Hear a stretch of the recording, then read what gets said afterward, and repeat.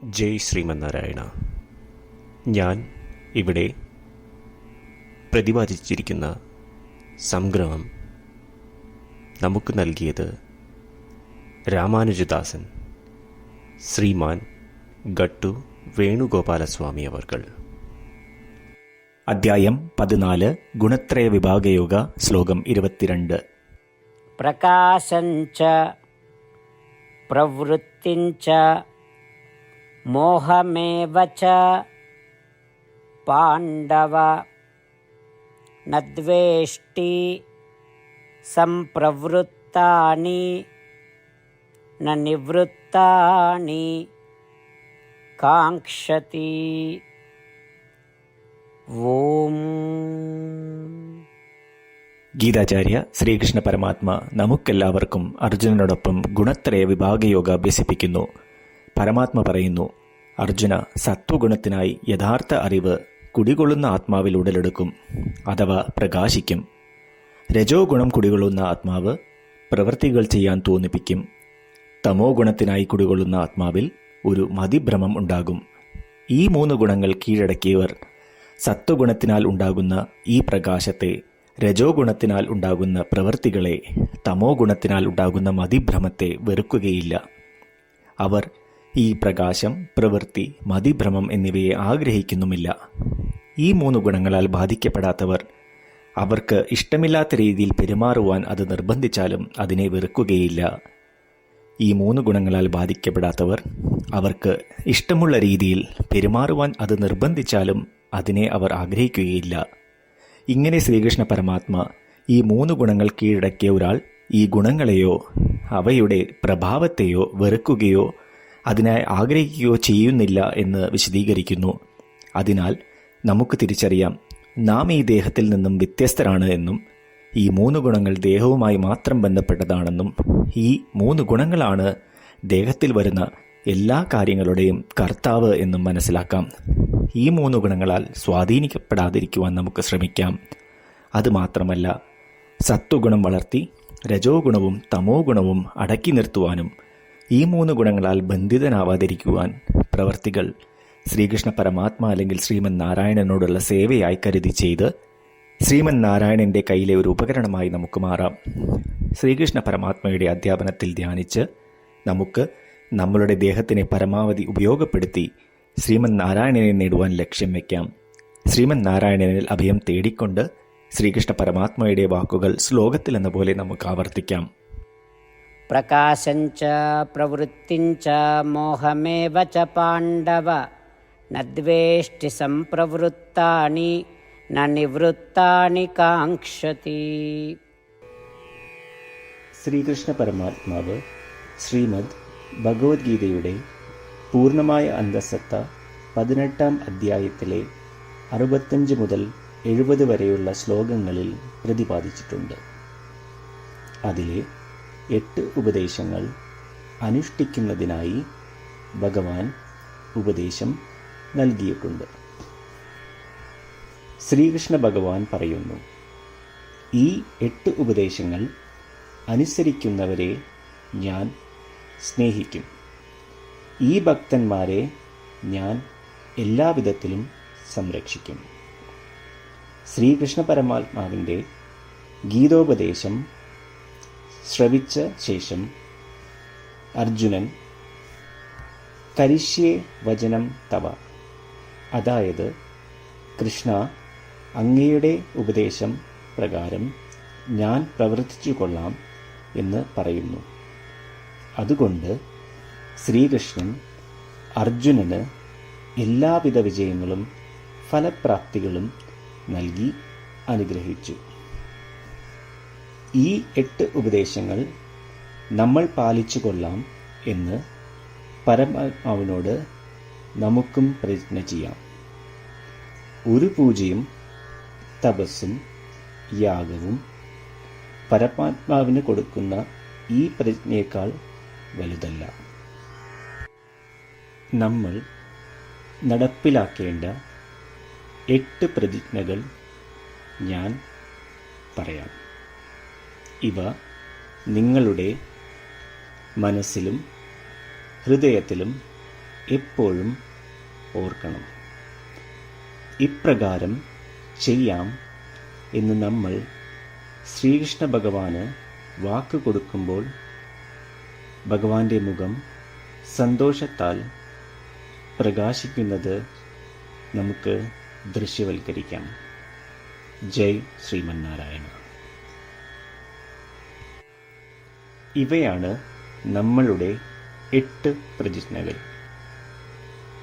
ഓ ശ്രീമന്നാരായണ, അവിടുന്ന് ഉപദേശിച്ച പ്രകാരം ഞാൻ എപ്പോഴും അങ്ങയെ ഓർക്കുകയും ധ്യാനിക്കുകയും ചെയ്യും. ഓ ശ്രീമന്നാരായണ, അവിടുന്ന് നിർദ്ദേശിച്ച പോലെ ഞാൻ എന്നും അങ്ങയുടെ വിശ്വസ്തനായ അനുയായി ആയിരിക്കും.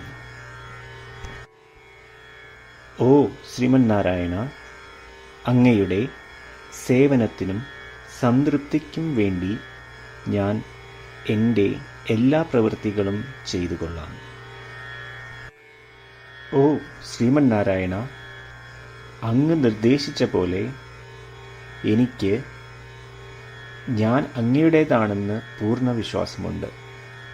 ഞാൻ എപ്പോഴും എൻ്റെ കൈകൾ രണ്ടും ചേർത്ത് അങ്ങയെ നമസ്കരിക്കുകയും ആരാധിക്കുകയും ചെയ്തു കൊള്ളാം. ഓ ശ്രീമന്നാരായണ, മാം ഏകം ശരണം വ്രജ എന്ന് അങ്ങേക്ക് മാത്രം എന്നെ സമർപ്പിക്കുവാൻ പറഞ്ഞത് ഞാൻ ഓർക്കുന്നു. ശ്രീമന്നാരായണ, ഞാൻ എന്നെ അങ്ങേക്ക് മാത്രം സമർപ്പിക്കുന്നു. ഓ ശ്രീമന്നാരായണ, മാ സുജ, അതായത് ഒരിക്കലും ദുഃഖിക്കേണ്ടി വരില്ല എന്ന് അങ്ങ് നൽകിയ ഉറപ്പ് ഞാൻ ഓർമ്മിക്കുന്നു. അതിനാൽ ഞാൻ ഒരിക്കലും ദുഃഖിക്കുകയില്ല.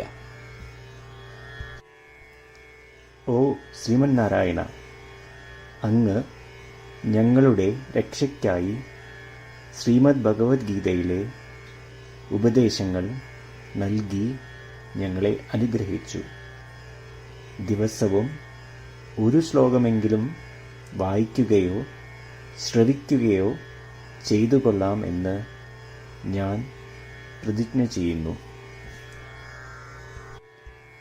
ഓ ശ്രീമന്നാരായണ, അങ്ങ് ഭഗവത്ഗീത എല്ലാ മാനവരാശിക്കും വേണ്ടി ഉപദേശിച്ചതാണ്. ഗീതയിലെ അങ്ങയുടെ ദൈവികമായ ഉപദേശങ്ങൾ ഞാൻ ഗീതയെക്കുറിച്ച് അറിയാത്ത ഭക്തന്മാർക്ക് എത്തിക്കുവാൻ ശ്രമിച്ചുകൊള്ളാം.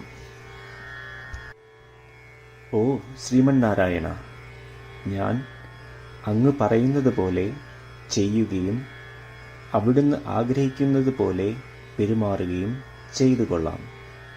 ഞാൻ അങ്ങേക്ക് വേണ്ടി മാത്രം പ്രവർത്തിക്കും. ശ്രീമന്നാരായണനോട് ഓരോ ദിവസവും നൽകുന്ന ഈ വാക്ക് അദ്ദേഹം പറയുന്നത് പോലെ ഒരു വലിയ പൂജ തന്നെയാണ്. അചഞ്ചലമായ ഭക്തിയോടും വിശ്വാസത്തോടും കൂടി നമ്മുടെ പ്രതിജ്ഞ അദ്ദേഹത്തിന് സമർപ്പിക്കാം. ശ്രീമന്നാരായണ, കരിഷ്യേ വചനം തവ. ശ്രീമന്നാരായണ, ഞാൻ അങ്ങയുടെ ഉപദേശപ്രകാരം പ്രവർത്തിച്ചുകൊള്ളാം. പ്രകാശഞ്ച പ്രവൃത്തിഞ്ച മോഹമേവ ച പാണ്ഡവ നദ്വേഷ്ടി സംപ്രവൃത്താനി ന നിവൃത്താനി കാംക്ഷതി. ഓം പ്രകാശഞ്ച പ്രവൃത്തിഞ്ച മോഹമേവ ച പാണ്ഡവ നദ്വേഷ്ടി സംപ്രവൃത്താനി ന നിവൃത്താനി കാംക്ഷതി. ശ്രീമന്നാരായണ, എല്ലാ ഭക്തരോടും ഒരു പ്രത്യേക അഭ്യർത്ഥന. നമ്മളുടെ ജീവിതത്തിൽ നമുക്ക് എല്ലാ കാര്യങ്ങൾക്കും ഉടനടി ഫലപ്രദമായ പരിണിതഫലം വേണം. ഇത് നേടുന്നതിനായി നമുക്ക് ഒരു നിമിഷം ദിനവും നാരായണാസ്ത്രം പാരായണം ചെയ്യാം. നാരായണാസ്ത്രം ലഭിക്കുന്നതിനായി നാരായണാസ്ത്രം വെബ്സൈറ്റ് www.narayanaastram.org എന്ന സൈറ്റിൽ നിങ്ങളുടെ പേരും ഇമെയിൽ മേൽവിലാസവും രജിസ്റ്റർ ചെയ്യുക. ഇപ്രകാരം ചെയ്യുന്നവർക്ക് ഒരു നാരായണാസ്ത്രം PDF ഇമെയിലിൽ അയച്ചു തരുന്നതാണ്. ഈ PDF-ൽ ഒരു രാമായണ ശ്ലോകം, ഒരു ഗീതാശ്ലോകം, ഒരു വിഷ്ണുനാമം എന്നിങ്ങനെ അടങ്ങിയിരിക്കുന്നു. ഇവ മൂന്നും ചേർന്ന് നാരായണാസ്ത്രം എന്ന പേരിൽ അറിയപ്പെടുന്നു. ഏവർക്കും വിവിധ ശ്ലോകങ്ങളാവും അയച്ചു തരിക. 24,000 ഭക്തരോടൊപ്പം ഏവരും തൻ്റെ നാരായണാസ്ത്രം ദിനവും വായിക്കുകയോ ശ്രവിക്കുകയോ ചെയ്യുമ്പോൾ ഒരു സമ്പൂർണ്ണ രാമായണ പാരായണം, 33 ശ്രീമദ് ഭഗവത്ഗീത പാരായണവും 24 ശ്രീ വിഷ്ണു സഹസ്രനാമ സ്തോത്ര പാരായണവും പൂർത്തീകരിക്കപ്പെടും.